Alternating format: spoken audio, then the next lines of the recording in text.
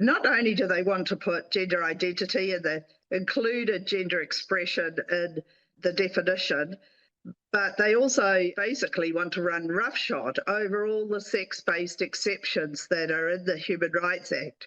And the funny thing is, while they can define gender identity and innate variations of sex characteristics, they are unable to define sex. In fact, there's a whole section of their executive summary, which is the only thing I've got into so far, because the document is nearly 500 pages long, twice as long as the original, which we thought was long enough.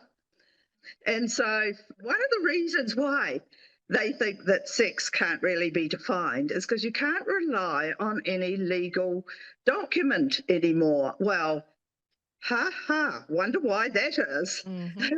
Your birth certificate is no longer a reliable source of your sex assigned at birth. So that all the way through, they use sex assigned at birth, even though we all know as mothers that nowadays, you know, from at least 20 weeks, you could have scans that show whether the baby has male genitalia, which would indicate it's probably going to be a boy.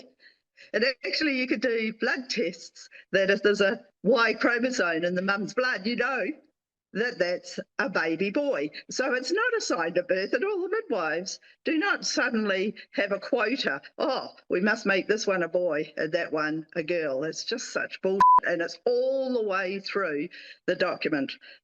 Plus, they talk about cisgender, which I always thought was a bit hilarious once I found out what cis was. So what they're doing is they reject binary sex, but they have created a new binary. Women can be either cis, i.e. identify that the fact that they are women, or they could be trans, in which case they're men. So they created this new binary and made us a subset of ourselves as women.